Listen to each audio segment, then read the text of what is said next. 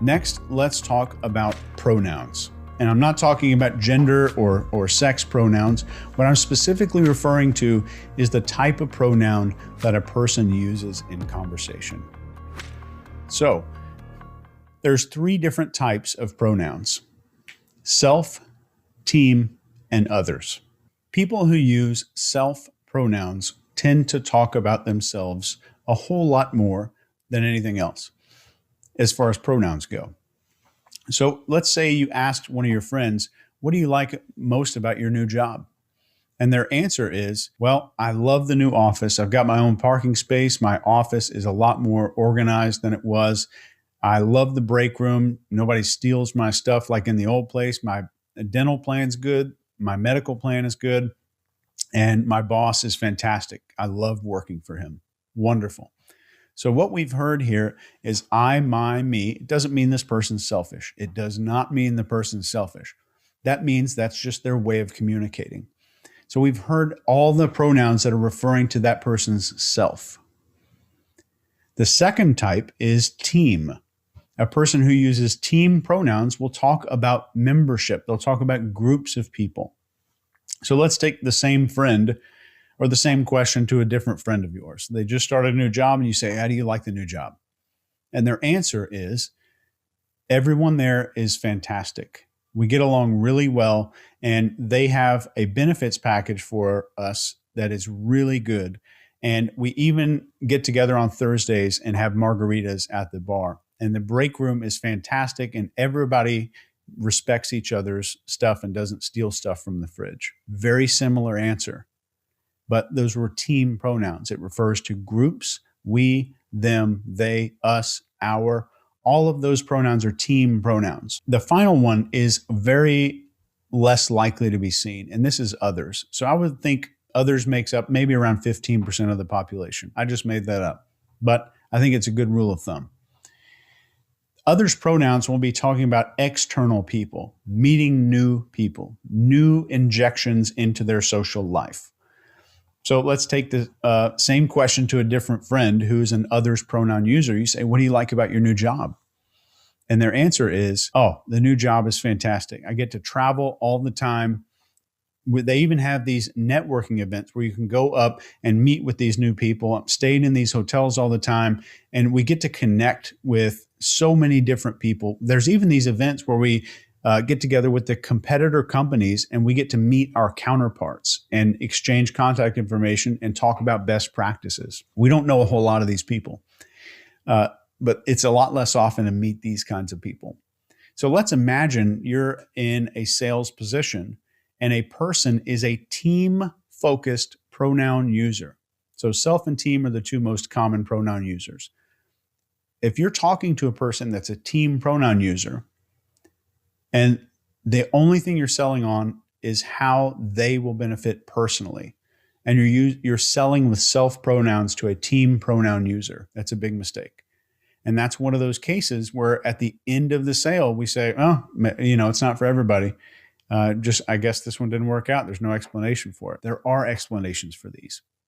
You watch these interrogation videos, you watch any of these sales call videos, the ones that are successful, or even like a 14-hour long interrogation. Why does it take that long? People will say, well, it just takes that long to crack the suspect. No. I challenge you to go take a look. The moment the suspect starts to decide to confess to a crime in the interrogations is when the interrogator accidentally notices digital flexion, notices nonverbal cues, and then accidentally uses the correct language that this person's psychology needs to hear. It's unbelievable how big of a difference can be made by understanding the person we're speaking to, leveraging up our behavior profiling skills. So identify the pronouns in the people that you speak to. Are they self, team, or others? And we super expansion on this in the 6-minute X-ray course and in my book, 6-Minute X-Ray, to really develop a full behavioral profile all the way down to identifying somebody's insecurities and fears and that kind of stuff. But for now, I'm going to give you the essentials just the big game-changing things that I know can really change things and turn around very quickly for you. So the final part of behavior profiling I want you to grasp is adjectives. And this is an amazingly powerful thing that you can use today. You can use it right away. When you're listening to a person describe anything positive, you're going to eventually hear them use adjectives. So let's say you just asked a friend of yours about a vacation they went on, and let's say they went to Italy. And you say, hey, how was the vacation? And your friend responds, vacation was fabulous. We had a great time. I really enjoyed meeting everybody. It's the most enjoyable and amazing time that I've ever had. Enjoyable, fabulous, amazing. Enjoyable, fabulous, and amazing.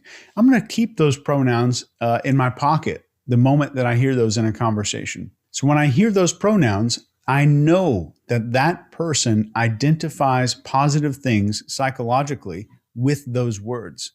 So I'm going to remember when I hear adjectives for positive things from that person, because guess where I'm going to use them? I'm going to describe the sale. I'm going to describe the product. I'm going to describe the action. If I'm a therapist, imagine how I could talk to somebody with depression when they do describe something positive.